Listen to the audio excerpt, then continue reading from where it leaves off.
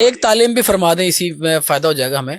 یہ رضی اللہ اور علیہ السلام میں فرق ذرا پلیز بتا دیں. وہ یہ بھی بتاتا ہوں ایک، لیکن جدوی ایک بات ہے، کوئی مسلمان میں آپ کو کافر کہوں یا آپ مجھے کافر کہیں، صحیح حدیث ہے، نہیں بری بات نہیں ہے یار، یہ مسئلہ عقیدے کا. تو رسول اللہ صلی اللہ علیہ وسلم نے فرمایا دونوں میں سے ایک ہو جاتا ہے. اگر میں نے آپ کو سچا کہا تو آپ ہو گئے، اگر آپ کو غلط کہا تو میں نے جو جھوٹا بہتان باندھا میں ہو گیا. بالکل ایسے ہی. اب ایمانداری سے بتائیے کہ جو بندہ ایک صحابی کو بے ایمان کے، بری بات ہے، بہت بری بات ہے. بری بات نہیں ہے، وہ بے ایمان ہے. یعنی ایک مسلمان کو بے ایمان کہنے سے بندہ بے ایمان ہوتا ہے، صحابی کو کہنے سے نہیں ہوتا. یار اس کے بارے میں اتنا فرا دل نہ رکھے. میں یہ کہتا ہوں اگر مرزا جیلمی یا اسحاق جعلوی کسی ایک صحابی کو بے ایمان کہتے ہیں، وہ دنیا کے سب سے بڑے بے ایمان ہیں، اور قرآن کی آیت ہے یہ. بعض صحابی کربلا کے اندر موجود تھے، ایک صحابی بھی نہیں تھا موجود. ان کی اولادیں یار پھر ابھی آپ نے بدل لیا بات. ان کی اولادیں یار صحابی اور اولادیں یار، پھر وہی بات صحابی کی لفظ کی بات. سعد بن نبی وقاص کا بیٹا تھا اور نہیں ہے، وہ بھی نہیں ہے، وہ ایک الگ بحث ہے. لیکن عمر سعد نہیں تھا، عمر کی جو بات ہے وہ ایک الگ بحث ہے. وہ اگر میں عمر عاص نہیں کہہ رہا، میں عمر سعد کہہ رہا ہوں. ہم اس کے اوپر بھی ڈیبیٹ کر لیں گے اگر آپ کا دل کرے گا. لیکن صحابی رسول، رسول تو میں کسی وقت آپ کو مناظرہ کسی سے کرا دوں گا. صحابی رسول کے اوپر جب بھی بات آئے گی اس کے بارے میں آپ یہ دیکھیں نا، یہ آپ نے اگر کوئی بات آپ نے اس کو تھوڑا سا اگر چانس دیا کہ یار ایک صحابی کو برا مان لو، بھائی ایک کو ماننے سے بھی ایمان چلا جاتا ہے. نہیں میں کب کہہ رہا ہوں ایک کو برا مان لو، میں تو کہہ رہا ہوں ان کو برا مان لو جو کربلا میں جنہوں نے قتل کیا. میں یہ کہتا ہوں جس نے سیدنا حسین کو قتل کیا وہ جہنمی ہے، بے ایمان ہے، لعنتی ہے، ہمیں اس پہ کوئی اعتراض نہیں. لیکن آپ کہیں کہ وہ جس کون ہے، وہ صحابی ہے. نہیں میں آپ سے اگر وہ صحابی ہوگا ہم سے جب آپ پوچھیں گے، ہم تو سیدنا عمار کے قاتل کو خارجی سمجھتے ہیں. اہل سنت کا اجماع ہے، صرف اہل حدیث کا نہیں، دیوبندی بریلوی سب کا، کہ وہ خارجی تھے. اسی طرح سیدنا زبیر کا قاتل بھی، اگرچہ وہ حضرت علی کے گروہ میں تھا تو کیا اس کا ذمہ حضرت علی کے اوپر ہے؟ اگر وہ عمار بن یاسر کا قاتل سیدنا امیر معاویہ کے گروہ میں تھا ان کے اوپر ہے. تو یہ باتیں نا، اس طرح کی باتیں کر کے مشکوک، یہ ہمارا اور مرزا جیلمی سے کیا اختلاف ہونا بتائیں؟ کوئی اختلاف نہیں. اس کے علاوہ کیا اختلاف ہو سکتا ہے؟ اور ابھی آپ نے جو بات کی ہے اس کی میں آپ کو ویڈیوز بھیج دیتا ہوں کہ حسن تے شاہی کوئی نہیں، فلاں تے شاہی کوئی نہیں. بھیج دیتا. آپ اہل تشیع کو کافر سمجھتے ہیں؟ میں ہر اس بندے کے ایمان کا قائل ہوں. آپ ایک تو نا جواب دیتے ہیں گوگلی والے انداز میں. گوگلی نہیں، میں سیدھی بات کرتا ہوں. گوگلی پتہ کیا ہوتی ہے؟ گوگلی ہوتی ہے لیگ بریک، جاتی ہے آف بریک. میں نے آپ سے پوچھا ہے کہ آپ اہل تشیع کو کافر سمجھتے ہیں؟ آپ مجھے ایک بات بتائیں، اس کا جو جواب ہے کسی کی معین تکفیر کرنا جائز ہے اسلام میں؟ بالکل بھی نہیں ہے، حرام ہے. اسی لیے میں نے اس لیے آپ سے پوچھا ہے. حرام ہے کہ میں نے تو لگی لپٹ نہیں رکھی، میں نے بھی نہیں لگی لپٹ رکھی. جو بھی کلمہ گو ہے وہ مسلمان ہے. نہیں وہ تو کہتے ہیں علی ولی اللہ، لا الہ الا اللہ محمد الرسول اللہ علی ولی اللہ. اب آپ ان کو کافر سمجھتے ہیں کہ مسلمان سمجھتے ہیں؟ ہر کلمہ گو مسلمان ہے، ہم ان کو مسلمان سمجھتے ہیں جب تک یہ کسی صحابی کو کافر نہ. لیکن آپ کے مسلک کے بہت سارے لوگ فتویٰ دے چکے ہیں ان کو کافر ہونے کا.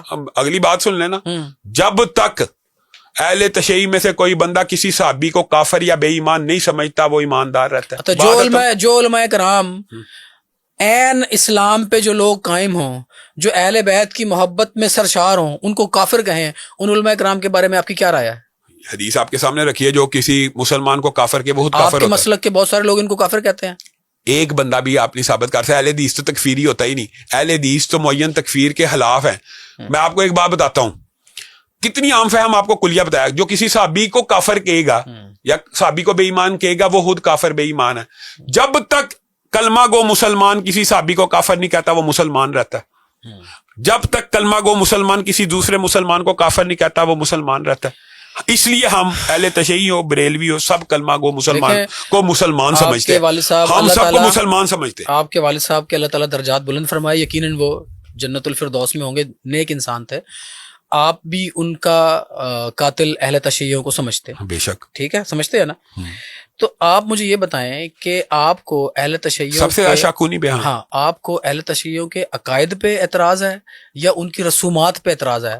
پورا سوال سن لیں. عقائد سے مراد جو ابھی آپ نے بتایا، رسومات وہ 10 محرم مناتے ہیں، وہ چہلم مناتے ہیں، وہ پیٹتے بھی ہیں اپنے آپ کو اہل بیت کی محبت میں. آپ کو ان رسومات سے اختلاف ہے یا آپ کو ان کے عقائد سے اختلاف ہے؟ میں یہ بات سمجھتا ہوں کہ جب تک اہل تشیع مقدسات اہل سنت کا احترام کرتے رہتے ہیں ہمارا ان کا اختلاف رہتا ہی نہیں، کیونکہ بقائے باہمی نہیں کرنی. اختلاف 3 بنیاد پہ ہوتا ہے، شرک، بدعت اور توہین. یہ 3 بنیاد ہیں نا اسلام کی، شرک، بدعت اور توہین. یہ جو آپ رسومات کی بات کرتے ہیں نا، یہ اس کو آپ یہ بھی آج کنسپٹ کلیئر کریں, اہل حدیث اس کو بدعت سمجھتے ہیں. اوکے, سمجھ رہے ہیں؟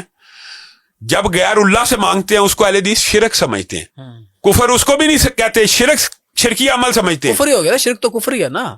اچھا, شرکیہ عمل ہونا کفر نہیں ہوتا.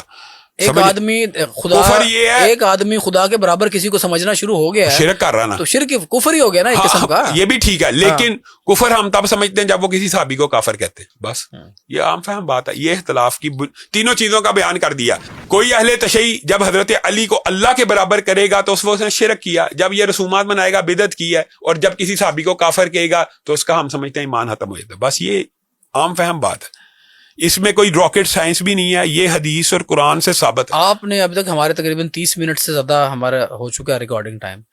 آپ ماشاءاللہ صحابہ کرام کی محبت میں سرشار ہیں, لیکن اہل بیت کا ذکر آپ نہیں کرتے. مجھے ایک بات بتائیں, یہ بھی آپ نے جو سوال کیا, آپ مجھے بتائیں کیا اہل بیت صحابہ نہیں ہے؟ کیوں نہیں ہے؟ وہ تو نبی کی خاندان ہے.